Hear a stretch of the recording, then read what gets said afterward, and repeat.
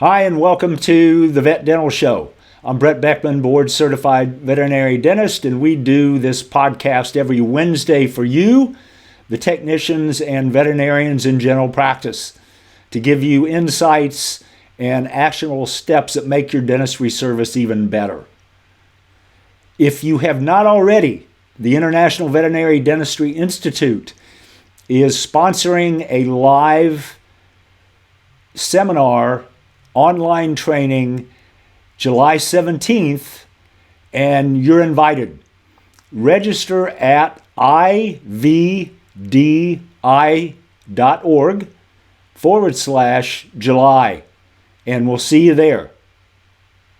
Now, for this week's podcast, we're going to talk about something that is not discussed very often and is super impactful for the efficiency of your dentistry service with the patient under anesthesia. And the topic today is templates in your software for your digital X-ray. Now, you might be asking, why do we need to know about templates? I've not heard about that before. If I have, it's been in passing. Well, this is fine-tuning your dentistry service to the point of maximal efficiency. And in my opinion, it should be done when your digital software is installed on your computer. And we'll go into that a little bit later about how to make this happen. But let me describe the benefits of this first. And knowing that you have those templates set up for different size patients, and those sizes are only 3 different sizes, and the number of slots in each template depends on the size. And what I mean by slots is when you take a radiograph, that slot or that image blank space, which becomes a radiograph, is going to populate that screen that you're looking at in your X-rays in order so that when you look at the screen, you're looking at the patient. Let me say that again. When you're looking at the screen, it's like you're looking at the patient, which means it's super easy to chart from the radiographs. You don't have to do anything but enlarge each one and go step by step around each one of those images that you've created in the template. And when you're doing an extraction on a certain area, then you know exactly where to find that radiograph because, again, it's like you're looking at the patient. Let me further qualify that by saying if I'm looking at, let's say, a small dog or cat, 10 view or 10 slots in that template, then that 5 slots at the top are the maxilla. And if you're looking at the patient, that makes sense, right? Because all of the upper teeth are in the maxilla or the upper jaw. If you're looking at that template, again on your computer screen that you've just taken, and you're looking at the bottom row of 5 slots, that's the mandible. And to further look at that from the standpoint of what benefit it serves, the left side of that template, if you draw a line right down the middle of those 10 images, is the right side of the patient. So think about it. If you're looking at me right now, or if you're looking at a colleague or you're talking to someone, it's a mirror image of you. So their right is your left, and their left is your right. Same thing with these templates if you set them up correctly. And again, it makes it so that it's super easy to find those images under anesthesia. It's also super easy to take a screenshot of those images or export them as a template, and if you like, put those in the permanent medical record of the patient or the client education sheet that you give the patient when they're discharged, or the client when your patient is discharged.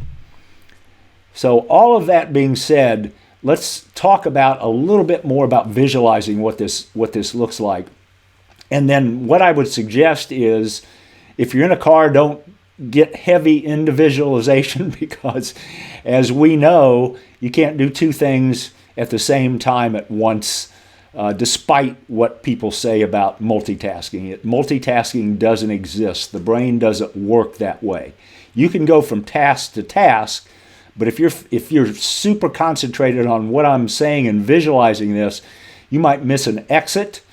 You might run through a light if you're driving, or worse yet, you might have an accident. So don't do this if you're driving, but if you're in the gym, or if you're at home or other venue walking, you can certainly visualize this. So think about it from the way that I described setting those up. So you've got, for a 10 slot template, you've got 5 upper side-by-side slots, which will soon be radiographs. You've got 5 lower underneath that slots that'll soon be radiographs. And when you set that template up, imagine going from left to right, starting with number 1 in the upper right and going to 5 in the upper right, and then just below that, starting right to left in the lower, 6 through 10. And what that does is allow you to use a systematic way to take your x-rays. And I would strongly recommend you use this exact thing, because it is the standard that we teach. It's the standard that if you have been to practices, or you have colleagues that have been to our teaching, they know what we're talking about if they've instituted this. And so it's super easy to not only get help with setting this up, but also to ask them about how that's impacted their practices. And I would say this is going to save you, probably in a 2-hour procedure, it's going to save you 15 to 20 minutes of going through and trying to find radiographs and rearranging them and changing the orientation of the radiograph. There's a lot of things that, if you're not templating, you're not able to do rapidly. So you're eliminating all of that confusion on the front end. You're doing it for the life of your practice. The technicians or the veterinarians, depending on who's taking those radiographs, hopefully it's the technicians that are doing that, and you as veterinarians are doing something else that you can add value to for that patient or otherwise. Once that process is internalized, it's the riding the bike scenario. It becomes subconscious as opposed to conscious. You're not having to think about it. It just happens the same way every time. So also at this point, it helps to visualize what this looks like.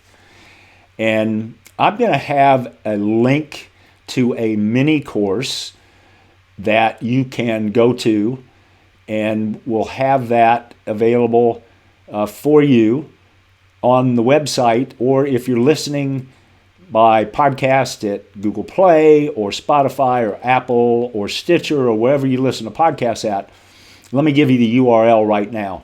Super easy. We had ivdi.org/July for the live free training that I'd love you to register for, that you're going to love. So same thing, ivdi.org/mini, M-I-N-I, ivdi.org/mini, and that will take you to a link that will let you get a discount on this mini course that shows you how to set your templates up, and also takes you through a large dog, a cat, and a small dog radiograph series. and shows you exactly how to do that. Less than $100, and it will pay dividends forever for you. I can't emphasize that enough. The other resource that is there with that mini course is my radiographic positioning guide, so you get that for free. So that being said, if you visualize how it looks for the technician to position themselves to take those radiographs, that first template slot is upper left, correct? We talked about that before. If you're looking at the screen, you're looking at that upper left first slot. Well, on the patient, it's the mirror image, so it's the upper right of the patient. So you always start at the upper right, and you move around the patient to the upper left. So there's 5 radiographs that you take on small dogs and cats on the maxilla, and there's 5 on the mandible. So you go through those 5, and when you're finished, you've just taken the upper left caudal maxilla. You turn the patient over after repositioning or disengaging and repositioning the endotracheal tube so that the patient's on its back, and you stay, or your technician stays, on the same side of the table and then works their way back to the other side of the table. So essentially you turn the patient over. If you're standing on the right side of the patient and you go from left to right, you're finished with the left caudal maxilla. You turn the patient upside down, the right side is now what's facing you, so you take that right mandible without changing sides on the x-ray table, and you work your way around to the left side of the mandible. Super easy, quick, and in general practice, if you do that and you follow that mini course, you follow what I'm talking about here, and you use that radiographic positioning guide for your angles that you use, then you're going to be super quick, super efficient.